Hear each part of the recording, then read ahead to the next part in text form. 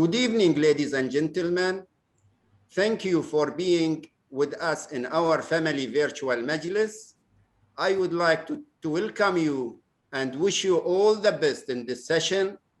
It is important to put on record that it is 7:30 p.m. right now, Sunday, 11th July 2021, coinciding with the adoption of Bahrain boards to the global industry classification standard GATS. This is the 7th edition of Family Virtual Majlis, and on the closing of occasion of Eid, I would like to take this opportunity to wish you and your beloved family Eid Mubarak. Thank you. Ali, the floor is yours. Thank you. Thank you, sir, for your opening remark. My name is Ali Al-Tarif and I will be your moderator tonight. The topic is ESG journey, setting the foundation. Tonight, we have with us a think tank from the top quartile in the quadrant of this important subject matter, which is considered an integral pillar of our Vision 2030 and the government action plan. Plus, I can say it is in line with last year's 2020 Sustainability ESG Guide issued by Bahrain Bourse. For those who are from the region and beyond, the guiding principles of our Economic Vision 2030 are sustainability, competitiveness, and fairness. In the Kingdom of Bahrain, we all strive to achieve a safer, better, and a greener economy for ourselves and future generations. The principle is easy to discuss, whilst the application is harder. Bahrain Bourse released its sustainability guide in June 2020. On its first anniversary, I can report that within 6 months of launch, 33% of our locally listed companies had already started to report on ESG. Finally, and prior to the introduction of our panel, I would like to praise everyone's effort to control and contain the pandemic. My family and I would like to wish you and your families all good health. Therefore, let us have you all CC19 negative so we can flatten the virus curve. However, ESG positive so we can steepen the sustainability curve. The 5 speakers this evening are Ms. Dana Bouhidji as first speaker, Sheikh Badr bin Rashid Al Khalifa as second speaker, then Mrs. Rafa Qaddoura as third speaker, followed by Sheikh Abdullah bin Khalid Al Khalifa as fourth speaker, and last, but with no means least, Ms. Afnan Saleh as our dear fifth speaker. Each speaker will have no more than 10 minutes, so we will finish within 50 minutes and we'll have 30 minutes for Q&A.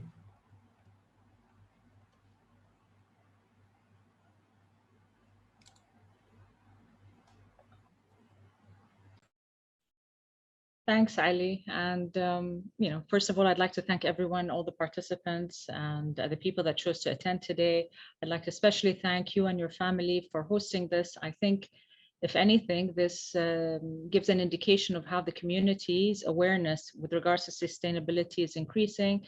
The curiosity is there, and it goes beyond the corporate. So for that, I think we should all be very proud of ourselves for taking the time to get to know this a bit more.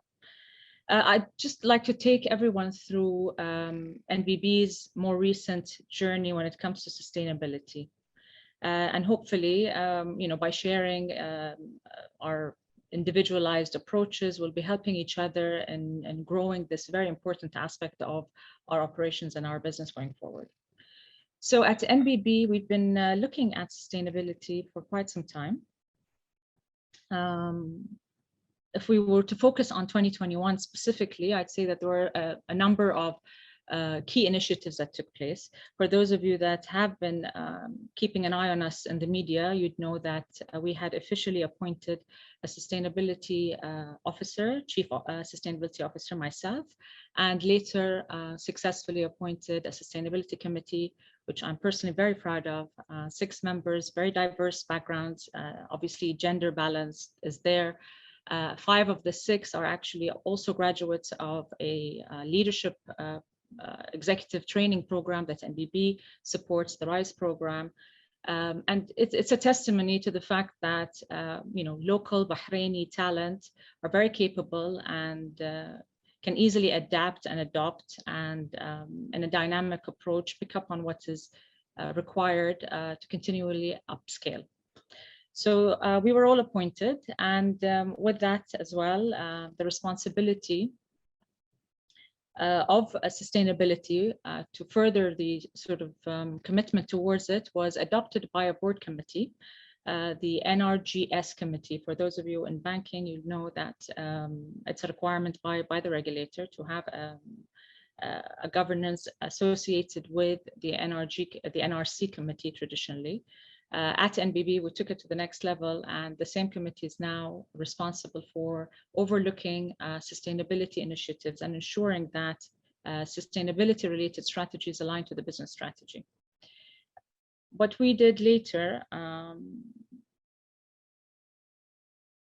I think there's a lag in the timing of the slides. Yes. So what we did later to continuously keep yourselves, all the stakeholders, external parties, up to date with us on all our initiative was commit to a quarterly reporting in the form of a non-financial video. This video showcases the main achievements within ESG related considerations in a short video. It was around, I think, 6 minutes. And it aligns our initiatives to the sustainability framework which we've adopted. Beyond that, I just wanted to take a minute and share a high-level distinguishing between CSR and ESG. I think maybe many of the people around the table might not be completely aware of the difference between the two. There's definitely a big overlap in that concept. CSR is something that I'm sure all of our corporates have adopted and embraced very early on at MBB. It became a more formal approach since 1980. But it's more or less, it was not based on not on a scientific approach. It was more of a driver towards being a good corporate. Now, with the more recent introduction of ESG considerations, and for that I would thank the regulators for starting encouraging us to think in that manner, we have now moved into a more systematic approach to the same concepts, maybe taking it to the next level, including a business impact assessment on all the initiatives that we take on board. We look at things now not only as a do-good concept, but also an assessment of operations and how to mitigate risk through ESG considerations.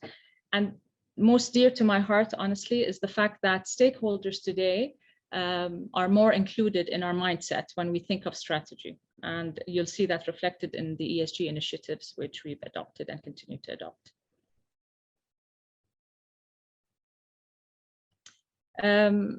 Why is this happening all of a sudden? I mean, Ali pointed out earlier that impressively, as a community in 6 months, you've seen a big movement towards ESG consideration. And for that, I would draw reference to obviously Bahrain's Vision 2030, which is completely aligned to Sustainable Development Goals. I think more also impactful is the regulators move towards it. We've seen Bahrain Bourse encourage us to adopt certain KPIs that are linked to ESG. More recently, the Central Bank of Bahrain issued a survey, which obviously gave us the indication that this is the way forward going in the future, even by our regulator. This obviously applies to banks only. In terms of rating agencies, I think the more regional agency which we are all being assessed unsolicited by is ESG Invest. They tend to offer ratings for companies that are listed within the region, so Bahrain and other GCC countries. And obviously the markets in themselves globally are indicating that ESG is something that is taken very seriously from a business perspective going forward. So with all that in mind, at MBB, we decided to specifically define our corporate purpose. So basically, how are we going to translate that ESG into our day-to-day operations? And for that, we looked at our competitive advantage, who we are, how we're positioned locally. We looked at our key stakeholders who are important to us, and putting those together, we came up with materiality topics, or simply put, the areas where we wish to focus on from ESG perspective. By way of reference, materiality topics are things that are quite dynamic. They require a continuous reassessment. So, a good example of that, for example, employee well-being was always obviously on the forefront of our minds as a corporate. But with the more recent pandemic, it moved up in terms of priority within our materiality topics. So this is a good example of how dynamic these considerations are. We put all that together and we came up with our bespoke sustainability framework at MBB, which is based on 7 main pillars. Those pillars are not new, but now at least they are defined, and we link everything in terms of initiatives and awareness to those pillars. So to help us formalize in our minds our approach. So governance and ethical behaviors, again, not something new for any corporate and specifically for banks. Nurturing our workforce, I'd say since 2017 onwards, NBB has taken this pillar more seriously, and now we continue to track it and report on it in a formal matter. Economic growth, being the national bank in Bahrain, we choose to participate beyond the scope of our function as a bank, and we align ourselves very much to the government of Bahrain. And maybe for those that have been following us, you'd notice that we have been more active in the past years in that area in support of government of Bahrain initiatives. Serving our customers is something that is consistent across. Community investment is, as mentioned, at MBB, something that we've been committing to more formally for the past 40 years, and I'll share with you a bit of details later. The interesting and more newly introduced focus are the pillars around the environment and aligning ourselves to that. So preserving natural resources and ensuring that our banking initiatives are linked to environmental friendly initiatives in terms of responsible banking. These are things that I think are more recent in our forefront, even though in the past there has been initiatives that were in support of those pillars. So with the community investment, just to give you an example of our commitment, as I mentioned, for the past 40 years, we have been committed as MBB towards giving back to the community. Mostly from 1980 to 2018, it's been in the form of CSR or through our donation and contribution fund. Throughout those years, we have a lot of success stories by being a good participant within the community. 2019, it took a more formal approach, and I still remember the meeting I had with Marwa Al-Masqati from Bahrain Bourse, where she introduced this concept. And I was very impressed with the fact that, oh, wow, so there is a way to measure, and with information and data, we can actually track and take it to the next level. And I'm very, very grateful for Marwa for taking the time and hand-holding us at the time. I remember there were representatives from my team that went with me in that meeting. And this was honestly our first introduction into sustainability as a concept. And we were quick to sort of self-teach ourselves how to formally capture the information, the data, and how to focus on creating a strategy that's more aligned. Since 2020, we've had a designated task force from within the team. Again, a group of young Bahraini potential leaders, whom I'm very proud of, are the ones that took the initiatives and ensured that they were continuously taking NBB to the next level when it came to a commitment towards ESG. 2021, we are very serious and very dedicated in a very formal approach, which is what we're doing now as part of that commitment towards sustainability. How are we making it happen? We believe in inclusivity from within, inclusivity externally. So definitely a shared responsibility. It's not something that a certain person or department is responsible for. It is something that we completely embrace together as a team. We focused a lot on awareness. We have an enormous buy-in by the board. You saw in terms of a commitment, executive management support, and push towards sustainability that trickled down to departmental ownership. You see it in departmental KPIs, you see it in individual KPIs.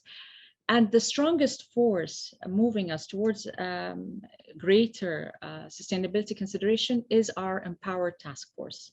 Through their awareness and through their passion towards sustainability, they have been successful in driving a number of key initiatives, some of which we've shared in our video, a lot of which is in the pipeline, which you're going to hear about hopefully in the coming few months.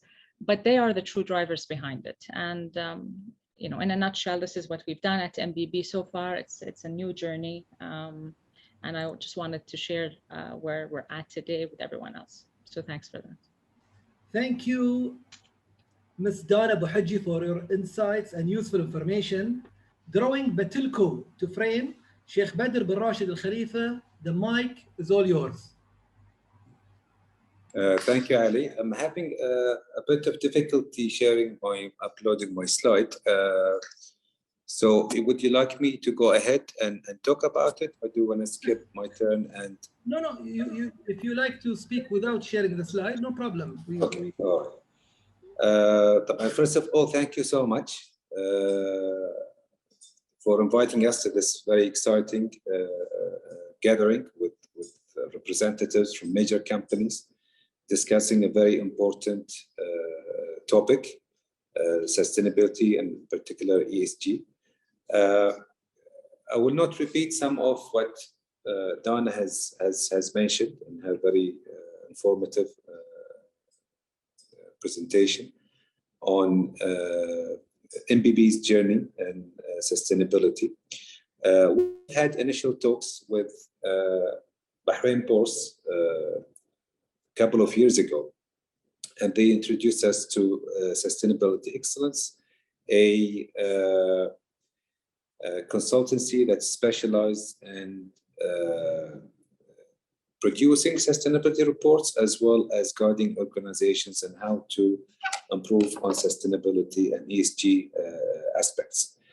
In Batilco, we have taken this very seriously. And we made a commitment at the executive level of the organization, and we have embedded the sustainability in our strategic direction and our strategic objectives. We've realized that it's very important to adopt this approach for a number of reasons. One, today, if you look into expand globally, if you look into invite partners and strategic partnerships and invite investors from overseas, sustainability is one of the things that international players really look at. They wouldn't invest or partner with companies that they have poor sustainability programs or they lack sustainability programs. So we realized that as a corporate, it's very important for us to have strong sustainability practice. Also, we have a responsibility as a national company towards the Kingdom of Bahrain, towards the sustainability of the society as well. And we need to play our part in that aspect. We know that Bahrain has a number of very ambitious initiatives under the umbrella of sustainability, one of which is renewable energy. And there are some serious targets that the Sustainability Authority has put in place for producing clean energy by 2024. Reflecting on that and what we have done in Batilco, we have looked at sustainability from 3 dimensions. One, and first of all, is to assign accountability within the organization to take control and take full responsibility of the sustainability journey. And that at the moment falls under the corporate communication business unit. However, to execute the action plan and recommendations we have received from Sustainability Excellence, We know that we need to engage our internal stakeholders, for example, HR, procurement, audit, and each department that has relevance to the action plan. So we established, similar to NBB, an internal committee headed by myself, and has representatives from various departments. Members of the committee have made a commitment as a formal committee with a charter, purpose, and targets. The committee have been assigned their actions and their targets, and we meet a periodic basis. And we have a performance review on the achievements of the committee. And that's a cycle that we repeat and is synchronized with the reporting that is done by Sustainability Excellence and the scoring that is posted on Bahrain Bourse.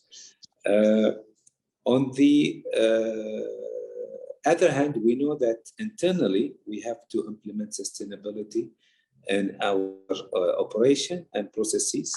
And the biggest area we've looked at is energy consumption. Today at Betilco, we have considerable energy consumption.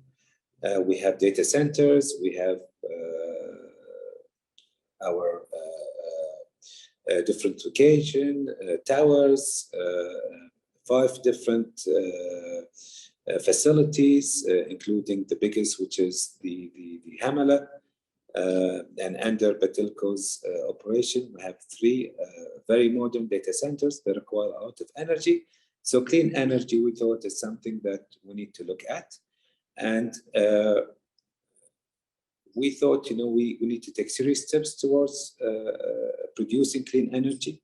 And we've started phase 1. Phase 1 is building a 1 megawatt solar park.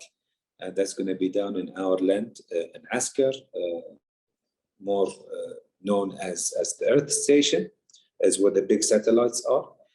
So this is a 1 megawatt plant producing 1.6 megawatt per hour of electricity on an annual basis. It was scheduled to be completed by the end of this year. We're ahead of schedule, and hopefully it will be commissioned 1st of October. And this is the first phase of the project.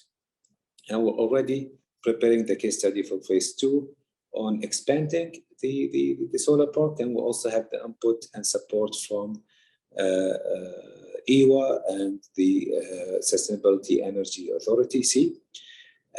Our vision is very ambitious, is on the long term, is to achieve zero or neutral emission operation, which means we produce clean energy that's equivalent to all the energy that we consume in all our different locations. We know now a lot of companies in the States and in Europe are following that approach. Some companies have done serious commitments.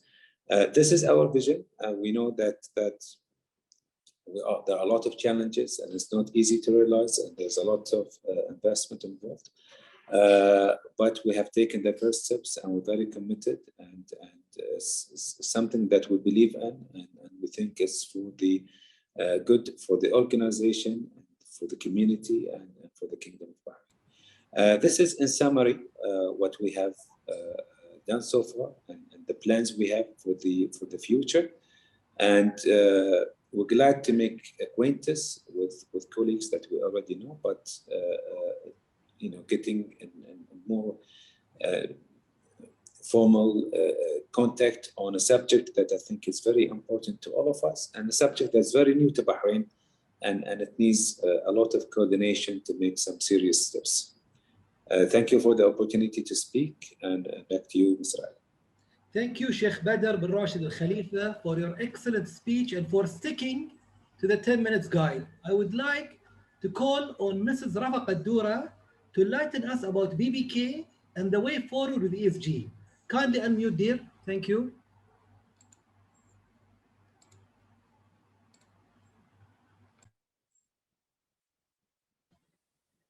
Good evening, everyone. Thank you, Dana. Thank you, Sheikh Badr, for your valuable insights. Thank you for the Family Virtual Majlis, giving me the opportunity to speak on behalf of BBK about our roadmap to sustainability and setting the foundation. I would like to tackle, it will be better than 10 minutes, Ali, don't worry. I would like to tackle the start of the journey and the foundation. And it is the case that I mentioned it earlier. We have all been doing a lot of CSR, and we all take pride to that. We have been, for the case of BBK, 50 years of operations, 50 years, BBK has been committed to the society and financing mega projects, offering innovative banking solutions, and like 50 years of corporate social responsibility. And here I really like to always mention that in the first board meeting, in the minutes, there's a mention of a donation. We have been working towards corporate governance, and we want many awards from Hawkama. We worked towards Bahrainization, and we reached 96%, if not more, of Bahrainization. Gender equality, again, women are 38% of the workforce. So here I would like to stress on the fact that many of us, like BBK, have been able to contribute to the 17 SDG goals, such as decent work and economic growth, gender equality, quality education, health.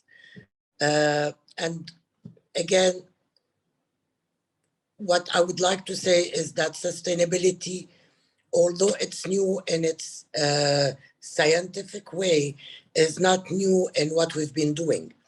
So instead of saying setting the foundation, I would rather talk about how we are evolving into sustainability and sustainability reporting.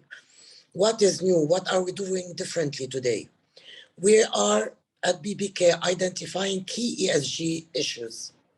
We are assessing benchmarking performance against ESG international standards like GRI, UN, the SDGs by the UN, Sustainability Accounting Standards Boards, Bahrain Vision 2020, Bahrain Bourse ESG Reporting Guide, which, like my colleague has mentioned, have benefited us a lot.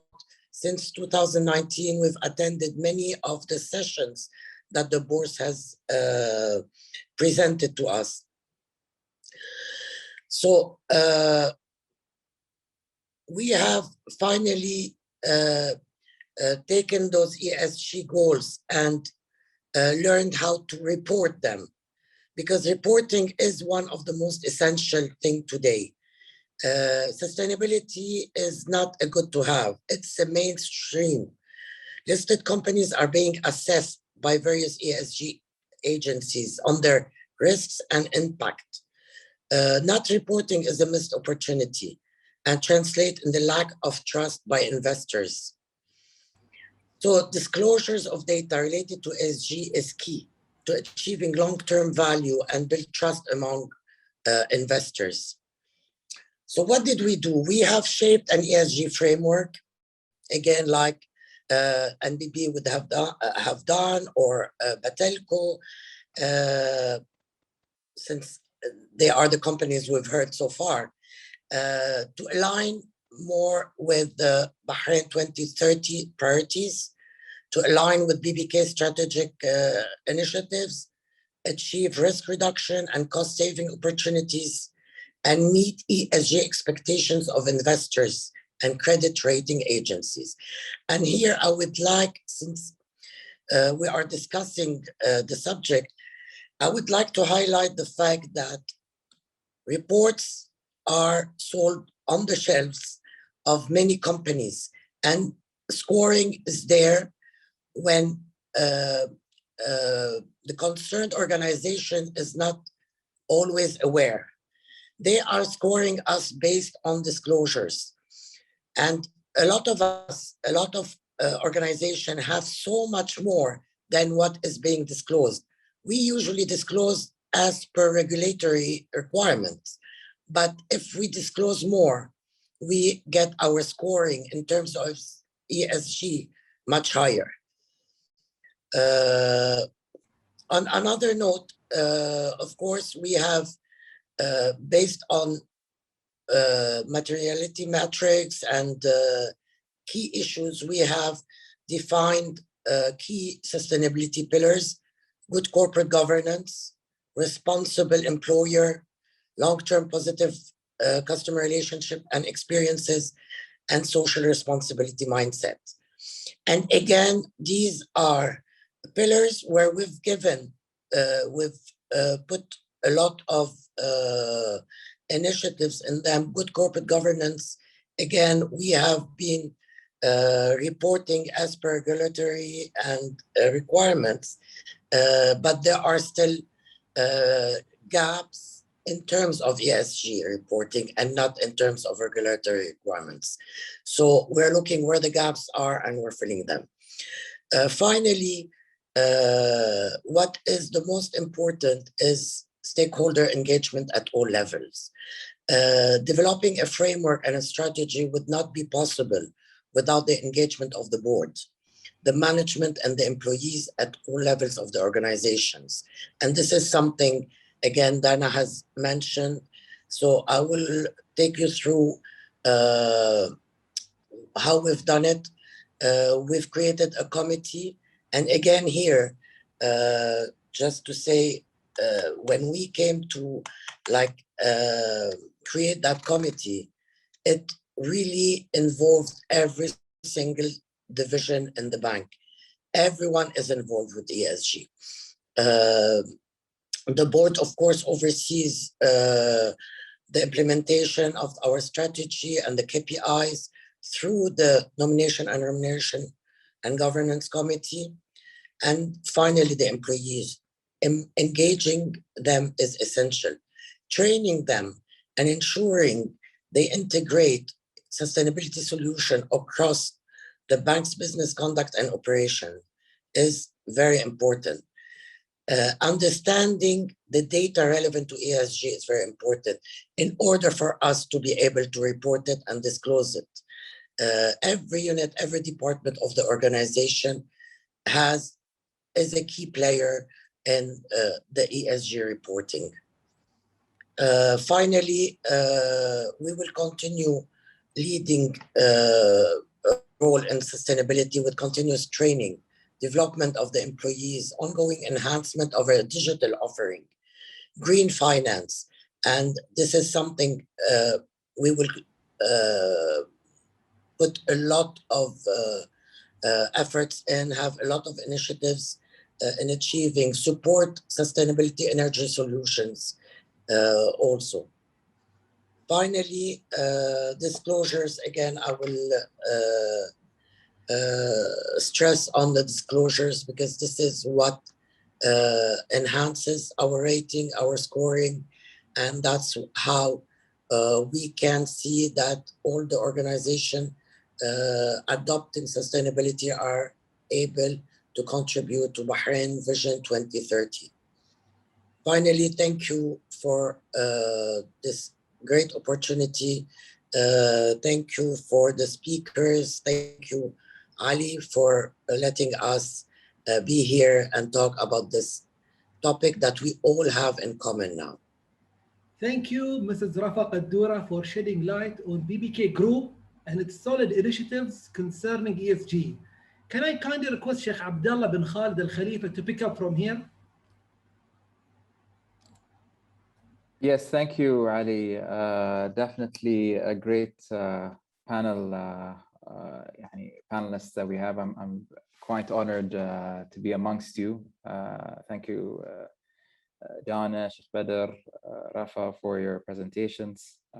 Great to be here in today's Majlis.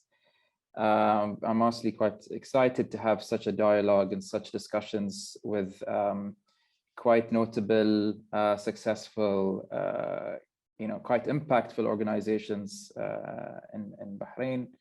And if you allow me to briefly cover what has Zain done or is working on currently, whether it's on how it started on sustainability and where it is today with the ESGs. I don't have a prepared presentation. The way it was positioned, mashallah, it's I like to always keep it as a majlis. However, at the same time, we have to present at least something that is kind of providing a nutshell of the kind of the vision, mission, and our pillars that we focus on in Zain when it comes to sustainability. But before that, I would like to say that the journey towards sustainability in Zain started back in 2011. So effectively, we're in our 10th year, in our 10-year journey in sustainability. Thankfully, this has been, a strategy from the top, from the board, from our chairman, on the group level, all the way down to Zain's operations across 7 countries in the region. So today, I might give you a glimpse on what Zain Bahrain has done, but it's a bit bigger than that going forward. Also of notable concern here, and I'll mention it early and later on, is the sustainability, the Sustainable Development Goals. We have signed up as a signatory to these goals, and hence we are committed to those goals back in 2016. And so in every metric, with every operation in Zain's footprint, the goals are measured. So what Zain Bahrain is doing, what Zain Sudan, Iraq, and so forth. And so it's in our mandate that we report on the goals and commit to the goals going forward. If you allow me, if I can, I will share the sustainability report, maybe a specific slide. I don't know if you can see it. Marrida, Ali, you can confirm?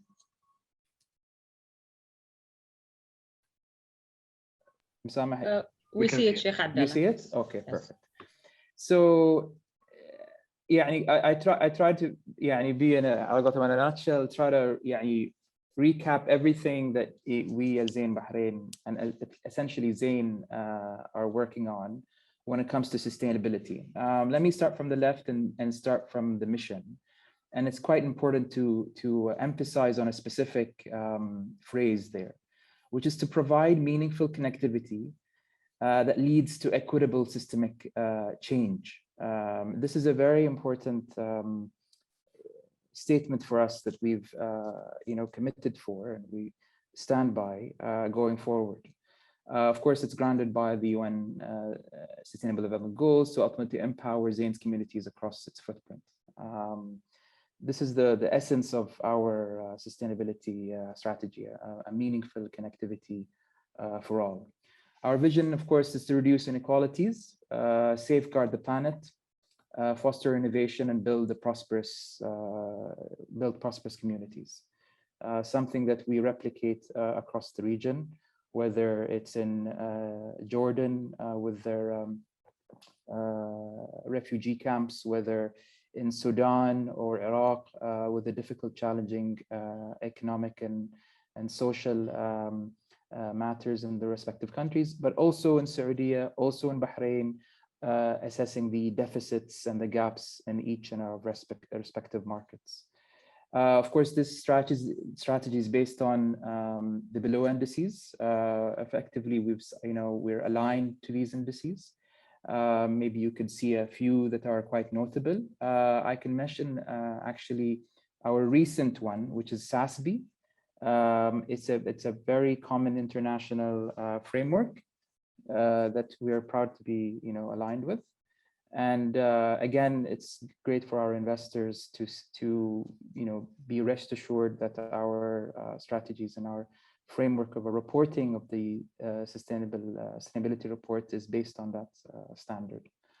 Of course, we also have the let me close this here. The climate change. So these are the 4 pillars. We'll be very, very brief about them. These are the pillars that we're pushing our initiatives for in each of our respective markets. Very, very briefly, I don't ما بطول عليكم, but very briefly, climate change. Building a climate change scenario based on 1.5 centigrade. Maybe some are familiar with this. If you go to the Paris Agreement that is signed up internationally, every country, including Bahrain, has signed up to that. And so we're aligned to that goal. And so we are going to do this or achieve it by reducing greenhouse gas emissions, optimization, mitigate risks, and identify new market opportunities. Same goes with sustainable business. We reinvent our products and services to create social and financial value. Inclusion is a very important topic. Lately, we've been really pushing forward with this with our appointment of our recent new position on sustainability and inclusivity. Our very own Fatma Haider has joined in that role. She's professionally trained, quite experienced person in this area, especially in topics related to diversity and inclusion. And so we look at in this area to reduce the inequality gap related to gender divide, ethnicities, nationalities, disabilities, rural communities, marginalized, low-income, and elderly refugees. It's quite a wide one, but at least for in Bahrain, we look at specific areas like gender diversity and disabilities. That's a very important topic for us. And finally, of course, Generation Youth. We're very proud of Zain Youth, the Zain Youth program, originally called the FU1 program. But our goal in this program is to empower 16 million children and youth across Zain's footprint to build the resilience and safeguard generations by providing them tools that will enable them to reach their maximum potential. So this is something that we will, push and achieve for, inshallah, going forward. And it's kind of, where we are in a nutshell. If you allow me just very briefly for a minute, share with you, if you want to learn more further about this, you can go to our website, which we report on a sustainability metrics. Here on climate change, of course, by purpose, I chose specifically this area because we purposefully disclose our goals and our measurements and our CO2 emissions across this page. This is across our footprint, of course.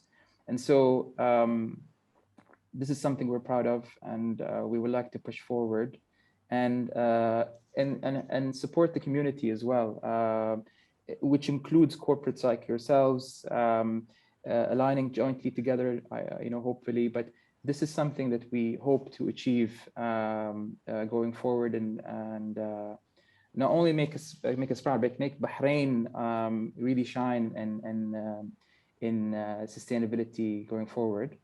And finally, of course, ESGs. ESGs is very recent. It's we investors now has become a very important topic, and hence we are we have shared our sustainability reports with our investment community, and stand by for insights that they have in mind that we would like to elaborate. Yeah, thank you very much for that. I think I don't know if I've passed my 10 minutes, but thank you very much. Thank you, Sheikh Abdullah bin Khalid Al Khalifa, for your kindness and expertise. I am really delighted and excited by the information learned just now from yourself. Last, but with no means least, I present to you Ms. Afnan Saleh, who will provide us with Bahrain Islamic Bank thematical paradigm shift to sustainability ESG. Spotlight on Ms. Afnan Saleh, and here she goes. Thank you, Ali. Thank you for the chance. Being last, I really enjoyed listening to every one of you guys, and thank you very much for the insight on your journey throughout the years for sustainability. Thank you all. I will not talk about the our journey in sustainability because we are quite new in sustainability. We've just launched one sustainability annual report last year in line with the group approach and having to have a sustainability consolidated annual report. So I will talk about Islamic banks and sustainability. So when we started drafting the annual report, as I said, we are new, so we've hired a consultant. That consultant has to sit with every department in order to extract data and develop the report. So we've been coordinating those meetings, and I sat with a couple of departments. While they were talking and asking for reports and data, I was like, sitting back and think a little bit. I've reflected on what I'm hearing, and I thought that Islamic banking is not that far away from sustainability objectives. So Islamic banking objectives are in exact line with the sustainability objectives.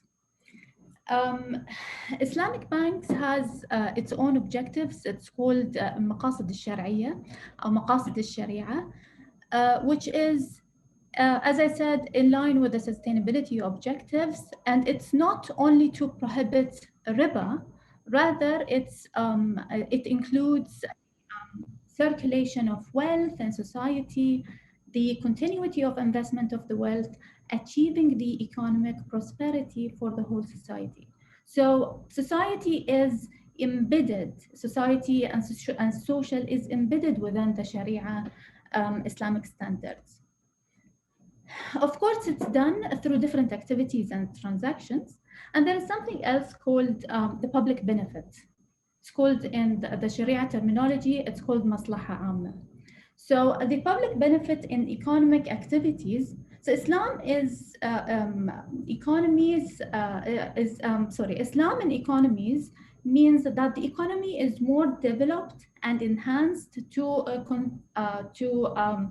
consequently, it establishes justice to protect the public rights, which is, again, in line with the sustainability standards or the sustainability goals, the United Nations SDGs.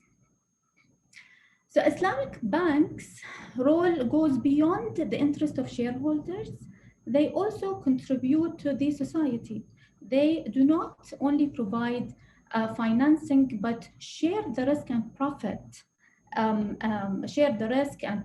With the entrepreneurs in order to grow economically together with the society.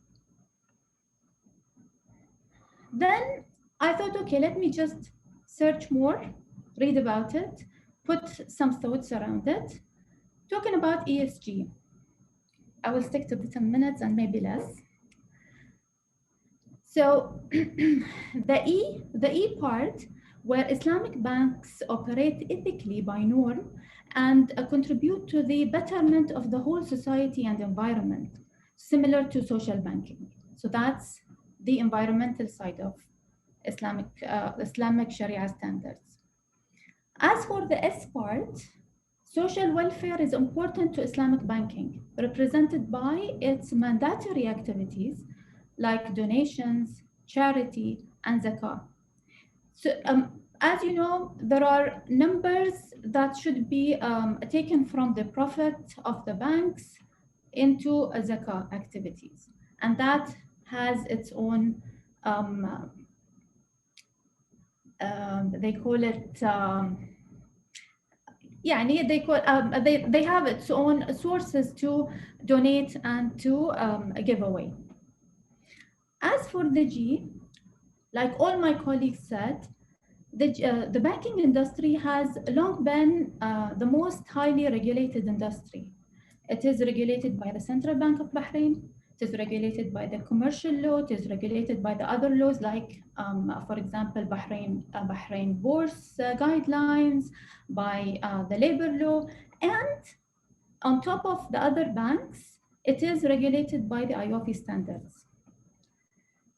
So, in a nutshell, I would say that sustainability has its own standards into where to invest, have green products, have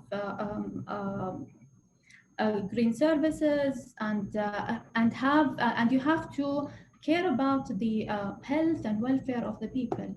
So by Sharia standard, Islamic banks cannot operate in certain industries, like, for example, the drug industry, the production of weapon and mass destruction, the tobacco industry, the certain food and beverages industries sectors, like the non-halal beverages and non-halal food companies. Islamic banks cannot provide services or give transactions to. So that by itself is in line with sustainability.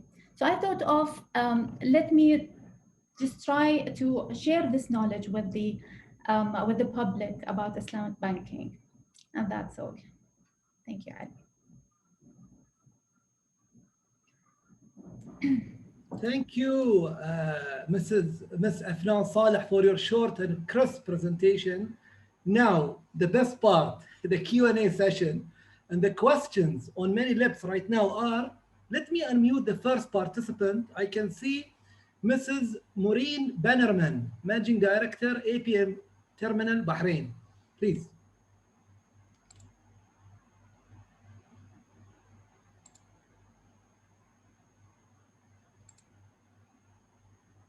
Maureen, can you unmute, please?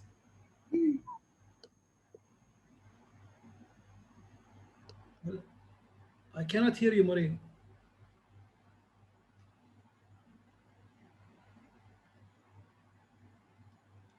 Maureen? Okay, I think you have some technical issues, Maureen. Are you there? Okay, let's move to Mrs. Marwa Al-Masqati from Bahrain Bourse. Please, go ahead. Thank you, dear. Hello, everyone, and thank you for this very informative session. It's really great to see a much higher upscale and embracement of sustainability as an entire ecosystem from a very diverse set of players within the market. And that's what we ultimately aim to achieve within our efforts in terms of sustainability. And so I actually have two questions I'd like to direct to BBK. And my questions are similar to the steps we have seen being initiated by NBB. What are the steps being initiated by BBK to appoint a sustainability officer to embrace a sustainability framework as approved by your board? And then what are the other steps being taken by BBK to enhance their current ESG rating and rankings currently publicly available on Bloomberg terminals? Thank you, Marwa. And once again, like Ali mentioned, I would like to congratulate you for the adoption of the global industry classification standards. And we are very pleased that Bahrain Bourse always brings us the latest in sustainability. And as I mentioned before, 2019, just before the pandemic, we have attended many of these sessions. Regarding the appointment of a sustainability officer, what we've done so far is it's a strategy top-down. So the adoption of sustainability is by the board. We have a committee that was established, and myself as head of corporate communication, I am a coordinator between all the people involved with sustainability. We've created groups taking care of each pillar, groups that will enable us to draft more policies, work on the KPIs, ensure disclosures. So for now, the setup works well, and we'll see after a year or two, I think. Regarding enhancing disclosures, your second question, Marwa, it is on the way. We're having the teams working on additional disclosures to be able to enhance our scoring. I think that was the question, the scoring. And here I would like to mention disclosures is essential. For example, a few years ago when we won the Women Empowerment Award, we have a Women Empowerment policy, but this policy has never appeared on our website. So our scoring in gender equality was only based on what we've disclosed as number of women in the workforce. If we had disclosed the policy, our scoring would be much higher. So it is really understanding what needs to be disclosed to increase our scoring. That's very important now. I hope I answered the question, Marwa. Yes, thank you very much, Mrs. Rafa Kadura, for answering both questions. We are showered by questions from everywhere. So let me call on Ms. Bashair Al-Daif from BNH. Please, short question with short answer, inshallah. Thank you. Hi, good evening, everyone. Thank you, Ali. And thank you to all the speakers for this insightful session. My question is to Sheikh Abdullah bin Khalid from Zain. Being a company operating in 7 different countries, how does Zain set its sustainability goals and objectives, especially since it's operating within different ecosystems and different regulatory bodies? If time allows, I would also like, if possible, if you could share with us some of the challenges and how did Zain Group overcome these challenges? Thank you, Ali. Sheikh Abdullah, if you can unmute. Yes, thank you. Thank you, Bashair, for that question. MashaAllah, great. It's Lex, more than happy to answer on both. So let's put it this way. We don't work from a vacuum perspective as Zain Bahrain. We work together jointly as one group. And so in each operation that we are in, we have our own sustainability function. But it's now, of course, keeping in mind it's centralized at the group level.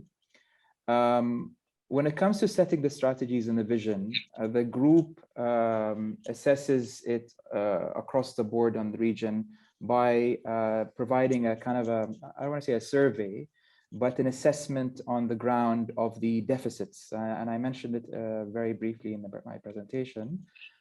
So when we look at, for example, in Bahrain, we look at where the gaps are and where the deficits are, and report on saying, yes, we believe these are the areas that we need to contribute in that will provide impact.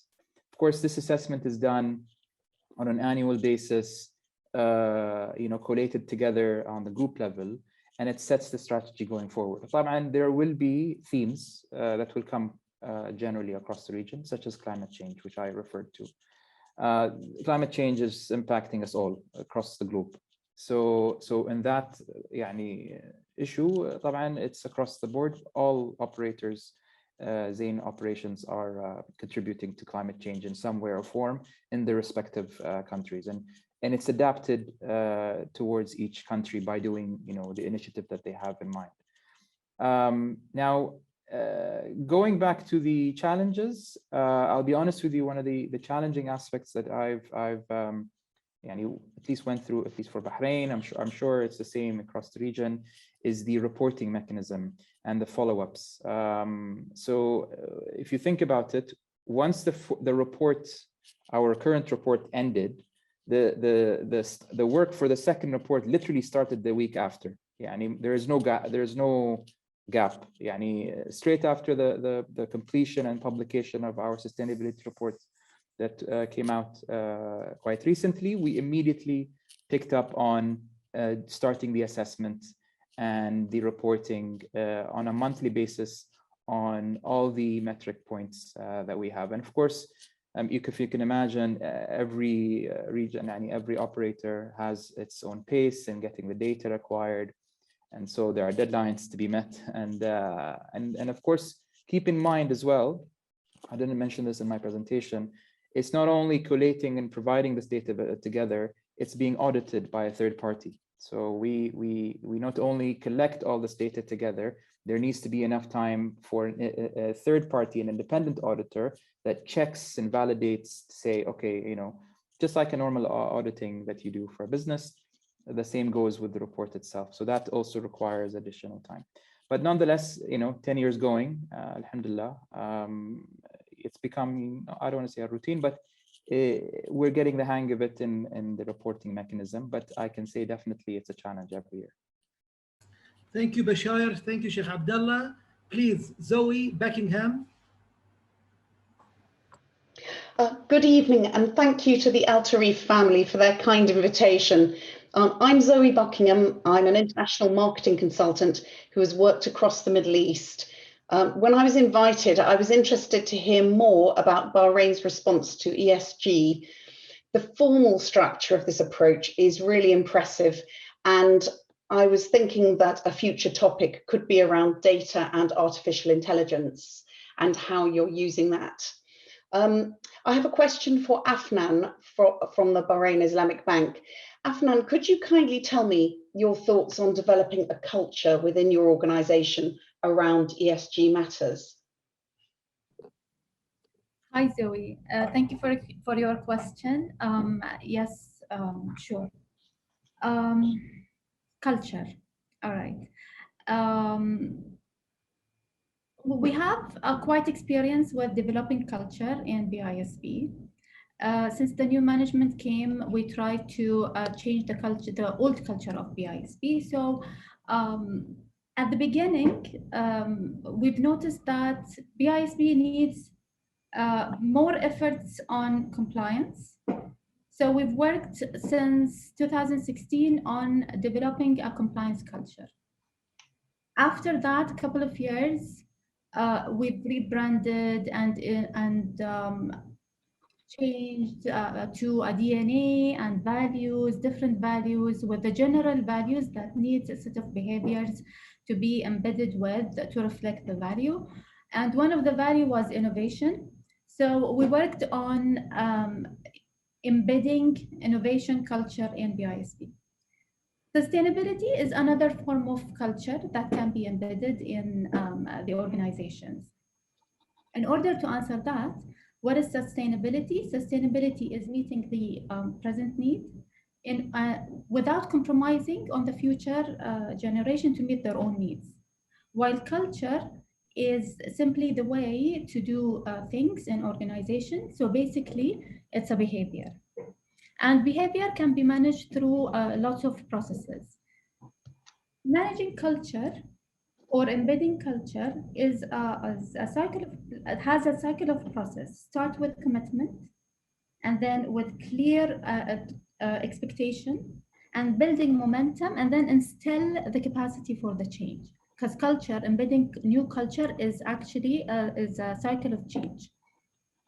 What we have done is, first, as I said, we have to create commitment.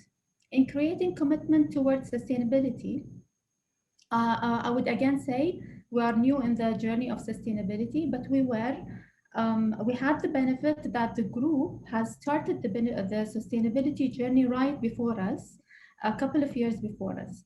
So the moment we integrated some activities with the group, we've We've run through lots of awareness sessions and training in sustainability, ESG, how board tackle ESG and sustainability, how employees do, what is strategy and stuff like that. So in order to make a commitment, you have to engage the public. Engaging the public through, as I said, awareness, education, introducing challenges, and then send signals.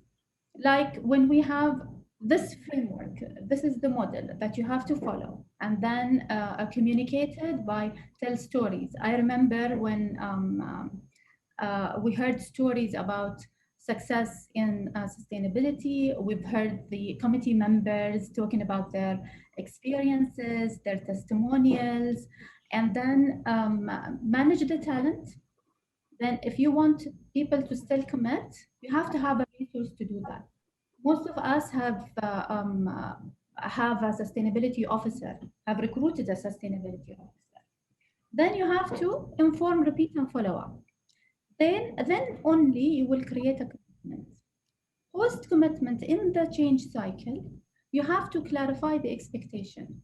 Now we've drawn the model, the framework, and everything. We have to set KPIs related to the sustainability strategy. KPIs has to go to the seniors rather than just putting it on departments, on transactions and stuff.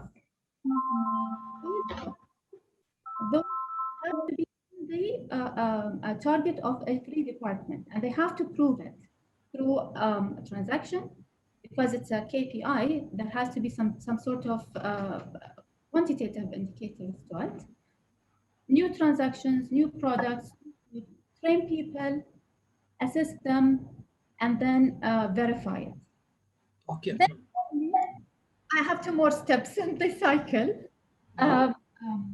You took more than steps. You took elevator. More than ladder. يعني. Okay.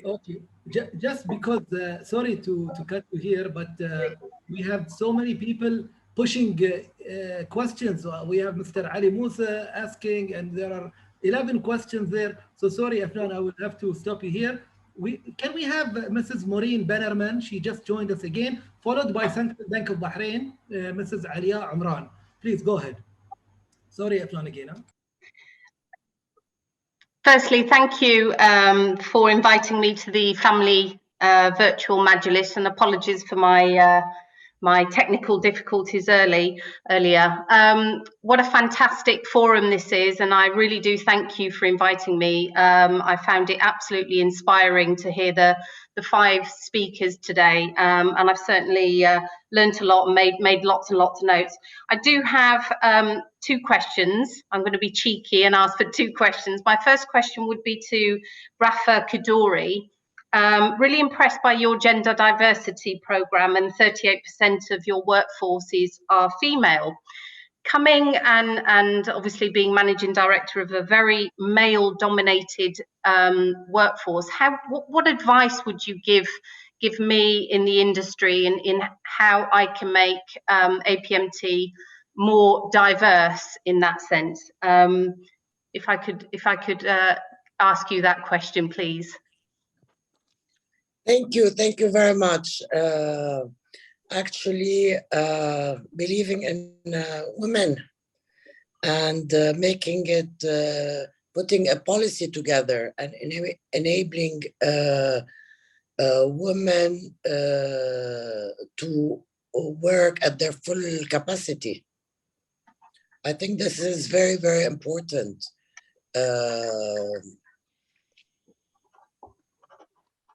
Hello.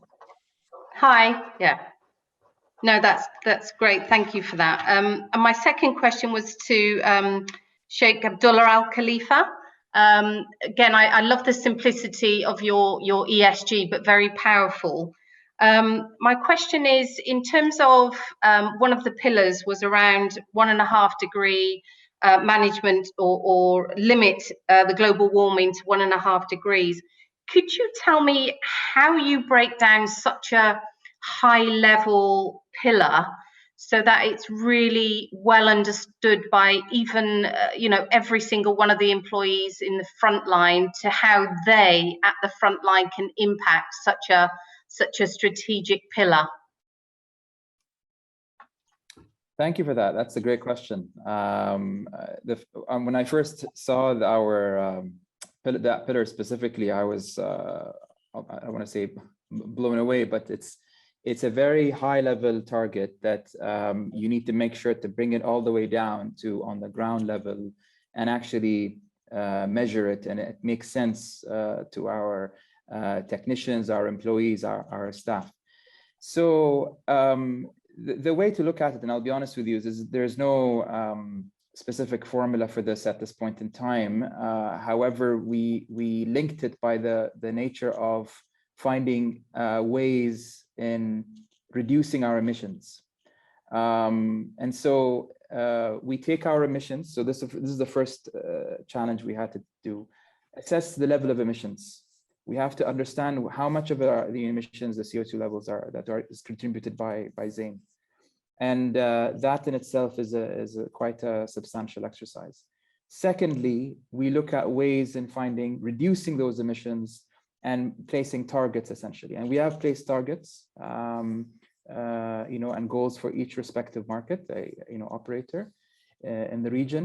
And so the essential, goal here is, I wish I can provide it in a connection at this point in this Majlis, but the idea is there's a certain level of a target emission that we will achieve at a certain point. So by 2025, let's say, that if we reached it, we've contributed to a particular goal within that target of 1.5 centigrade.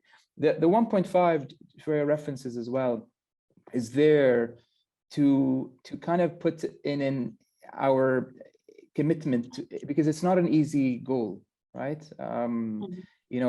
Countries sometimes say, no, let's push it to 2 degrees. For us, it's a metric point that we said, no, let's push towards 1.5. And that means aggressive reduction in emissions. And right now we're quantifying that and we're placing the targets going forward. And if you go to the climate change page in our website, I'll put it in the chat. It has certain goals and commitments that we have set that hopefully will achieve the overall target of 1.5 centigrade. I hope that answered your question. Lovely, thank you. Thank you, Mrs. Maureen, and thank you, Sheikh Abdullah. We have now Mrs. Alia Al-Umran from Central Bank of Bahrain, but if she can allow me for only 1 second, there is 2 questions from Mumtalakat Holding Company, from Mrs. Suha Karzoun, Managing Director, Finance. One is for Batilco and another one for MBB. I will read them now, but the answer will follow after Mrs. Alia Al-Umran. So the first question to Batilco: how has ESG impacted investment strategic decisions within your organization? This is a question for Batilco. Sheikh Badr, you can handle this later. And for MBB, again from Mrs. Suha Karzoun, Managing Director, Finance, Bahrain Mumtalakat Holding Company. What business value have you seen from adopting an ESG program strategy? This question is for you, Ms. Dana Bouhidji. Now let's welcome Mrs. Alia Al-Umran, Central Bank of Bahrain. Thank you, Ali. First of all, I just want to thank you, Ali, and for the invite. And special thanks to all organizers of this Majlis. I'm very happy and very proud to see such an event taking place in Bahrain. Definitely, such gatherings contribute in raising awareness in the market, and we certainly need more of these happening more frequently. I'd like to thank the panelists for sharing their insightful views on ESG. Honestly, again, undeniable efforts indeed. So good job, all panelists. My question is for Ms. Dana from MBB. It's actually two questions. I see that NBB has taken the decision to establish a committee to handle the ESG matters rather than establishing a department dedicated for this issue.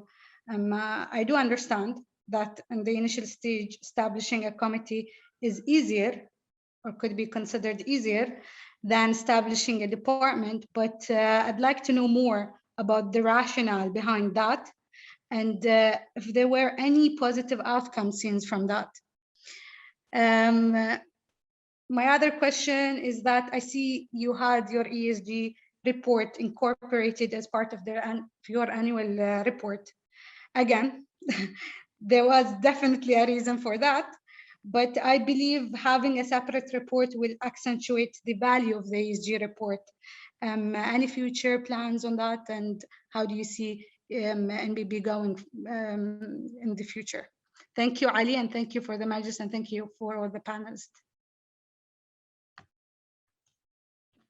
Thank you, Ali. Very, very good questions and to the point. Ali, I'm going to try to stick to 2-minute responses. In a nutshell, ليش زعلان? Okay, in a nutshell, Ali, in terms of the committee and why we decided to formalize a committee as opposed to a standalone department at this stage, I'll be honest with you, it was more of a natural evolution from where we were. When we initially committed to aligning ourselves to ESG considerations after the inspirational meeting we had with the Bahrain Bourse, it was an initiative led by passion, and it was part of the RISE program, which I had referred to earlier, which is our leadership developmental program. Believe it or not, with time, people became more committed, the more aware they became of ESG, and this commitment and passion drove their enthusiasm, and they have become today, despite their short-lived sort of experience in this field, the true drivers of ESG success for us from within. I mean, for those that don't know, 2 cycles ago, NBB was ranked 22nd nationally by ESG Invest. And I'm very proud to say that through the efforts of those individuals, and there were 10 people that were working on that, and they are the people whom we consider our potential leaders, whom we're grooming to lead NBB in the future. Through their initiatives and their work, in one cycle, touch wood, we moved to number 2 in the national ranking, and we moved to the number 1 bank positioning within the nation. So they are the people that have driven that success, and it made all the sense to actually allow those individuals the professional opportunity to develop and advance further and to take on that responsibility. And I'm sure it's purely led by their passion. Their commitment towards the cause has resulted in their contribution. So today, we have the benefit of having a very diverse group, not just by gender, as I mentioned, they're 50-50, but by background. So you have people from across the organization, and no doubt, their areas of expertise have definitely contributed to the effectiveness of their contribution towards attaining the ESG strategy and initiatives as we go along. So it's a win-win for everyone, the individuals involved, the organization, and it's a proud testimony to the evolution of Bahraini talent within any context. So that I've shared the impact of it. Obviously, it's very tangible. We've moved up the ranks, and we hope to continue to secure a leadership position nationally and regionally. And it's in true faith of those individuals' capabilities that we are there today. Second part to your question with regards to ESG report, I know it seems to be a simpler approach to sort of integrate the financial and non-financial part because it seems a bit lighter, but in reality, Alia, this is actually the more difficult approach. And what we've done at NBB and what we continue to do, and this is our strategy across our various functions, is to always aim quite high. And sometimes it's a big jump. You know, I've been listening to Sheikh Abdullah, and I quite in a lot of admiration for their efforts and for the 10-year journey that they've been on, and that's very impressive. So, and in order to be considered a leader in this space, which we hope to become, it took a big jump in 1 year to achieve all that. And part of that jump was to commit from the very beginning in aligning our financial and our non-financial targets. And it's through this reporting, which is actually more difficult to achieve than to have two separate annual reports or reports. This is actually a step further. So we've sort of jumped through the middle stage of producing a more integrated, separate sort of reports, and we've taken it to the next level, which is committing to the integration. Hope that answers your question, Alia. Thank you, Mrs. Dana Bouhidji and Mrs. Ali Al Amran. Now, Sheikh Badr bin Rashid Al Khalifa, can you answer, please, Mrs. Soha Karzoun, MD Finance, Bahrain Telecat Holding Company? Yes, Ali, the question, Tariqul, was about how ESG impacted decisions in Batilco regarding investments. So investments go both ways, investments that we want to make and also how we want to be attractive to potential companies and partners that they want to invest in us and our projects. Going forward, Batilco has very ambitious projects regionally and hopefully globally. And to realize those projects, we depend on partnering with global players and big companies. And those companies will not look at you if you don't have a solid sustainability programs. This is a fact, so it's essential for us to have a solid sustainability program to be able to partner with such important strategic players in the ICT and digital arena. We have committed to a digital transformation journey, and to do that, we have to be at that level, especially when it comes to sustainability. On the other hand, if we believe in something, we also have to practice it. So when we make decisions regarding investments in the future, we will have to evaluate those investments from an ESG perspective. We have to make sure that if we invest in companies or projects, they have and hold the same principles and values we have in regards to ESG. I tried to be precise and to the point, and I hope that answers the question. Yes, thank you, Sheikh. I have also my cousin, Sheikh Tareef. She wants to ask a question. And then last but not least, we have Mr. Nasser Al-Tattal from BISB. But before they both ask, I think Ms. Dana Bouhidji needs to answer Mumtalakat. Yes, in a nutshell, I think if I recall the question, what are the evidence of a positive impact of ESG considerations to date? How has it positively impacted operations and maybe the bottom line for MBB? I'm very happy to say that if you look at each and every pillar that we have as part of our framework, further progress within those pillars has had a positive impact. Be it from a environmental perspective, the efforts that we've put in reducing waste and optimizing efficiencies, be it from a nurturing our workforce perspective in terms of our people. And, Afnan very kindly referred to the initiatives of the group when it comes to awareness and training, which is really the big shifter when it comes to impacting culture. On a business front, if you are following our retail initiatives and products, we have recently been awarded for our digital app. Obviously, that app has allowed us a greater access to the market with increased onboarding of new clients.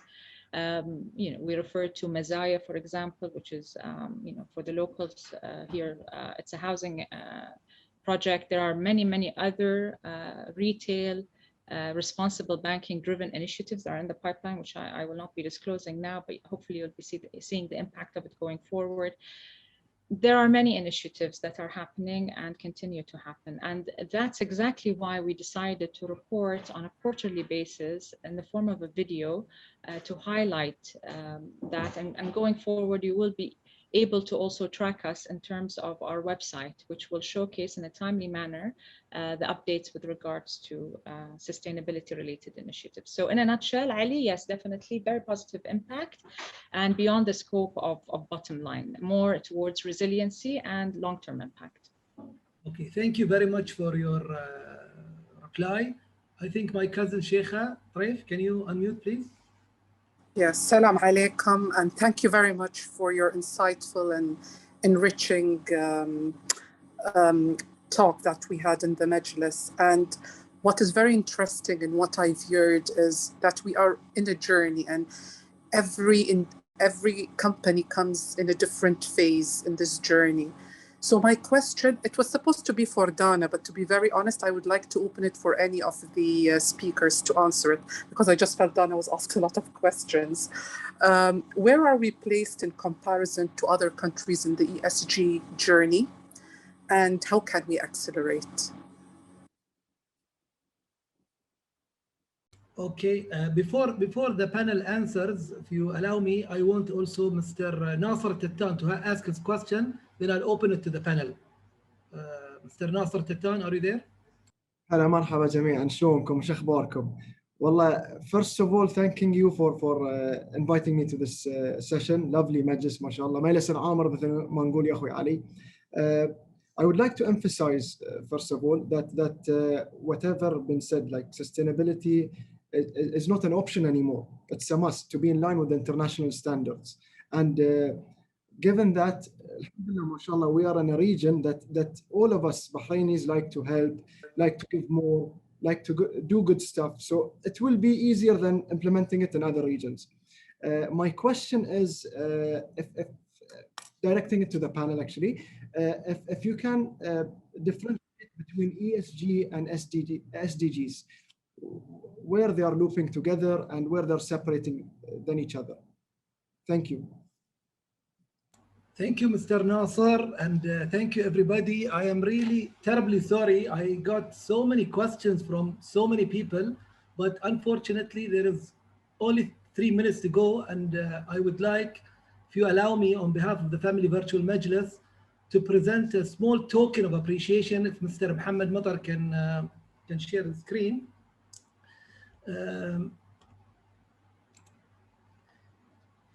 Thank you, ladies and gentlemen. It is almost 9 p.m. right now. We thank you all for your attendance and for your active participation. Special thanks to our 5 speakers, Ms. Dana Bouhidji, Sheikh Badr bin Rashid Al Khalifa, Mrs. Rafa Qaddura, Sheikh Abdullah bin Khalid Al Khalifa, and last but with no means least, Ms. Afnan Saleh. Eid Mubarak in advance. Take care and bye-bye.